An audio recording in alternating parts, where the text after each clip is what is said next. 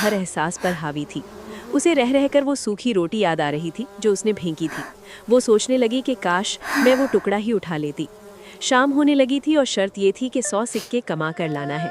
सिद्रा रोती हुई बाजार से गुजर रही थी कि उसे एक कोने में एक बूढ़ी औरत नजर आई। वो फूलों के गजरे और हार बना रही थी। उसके इर्द गिर्द गुलाब के फूलों का ढेर था और कुछ कांटेदार टहनियाँ।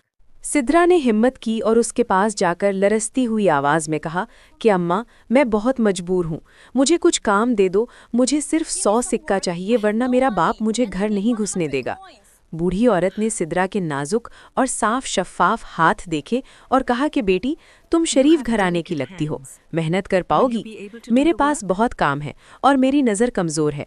अगर तुम इन गुलाब के फूलों से 50 हार बना दो तो मैं तुम्हें तांबे के सिक्के और सूखी रोटी दूंगी। सूखी रोटी का नाम सुनकर सिद्रा के मुंह में पानी भर आया। उसने फौरन हाँ कर दी। वो फूलों के ढेर के पास बैठ गई। जैसे ही उसने पहला फूल उठाया, गुलाब के तने में छुपा एक बारीक और तेज कांटा उसके अंगूठे में पैवस्त हो गया। सिद्रा की चीख निकल गई और खून का एक सुर्ख कतरा उभर आया। वो लड़की जिसने कभी सुई भी नहीं उठाई थी, आज उसे कांटे चुनने पड़ रहे थे। वो उठना चाहती थी, भाग जाना चाहती थी, लेकिन पेट की आग ने उसे बैठने पर मजबूर कर दिया। उसने दांत भींचकर दोबारा काम शुरू किया। 1 हार, 2 हार, 10 हार। उसकी कमर टूटने लगी, गर्दन शल हो गई, क्योंकि उसने पहली दफा काम किया था। वो सिद्रा मर चुकी थी। अब वहां सिर्फ एक मजदूर लड़की बैठी थी जो सिक्के के लिए अपनी जान मार रही थी। रात गए जब आखिरी हार तैयार हुआ तो सिद्रा निढाल होकर गिरने वाली थी। अम्मा बी ने उसकी हालत देखी तो तरस खाकर उसे तांबे के पुराने सिक्के दिए और साथ में आधी रोटी। सिद्रा ने रोटी वहीं खड़े खड़े खा ली, बगैर सालन, बगैर पानी के।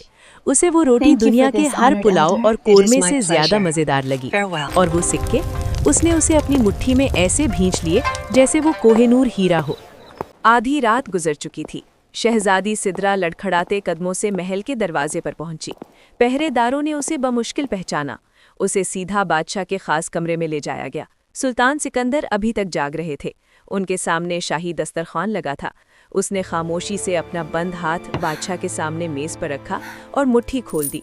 हथेली पर जख्मों और जमे हुए खून के दरमियान तांबे के वो पुराने सिक्के चमक रहे थे। सिद्रा की आवाज़ भर आई और उसने कहा कि बाबा जान, मैं ले आई, मैं कमाल आई।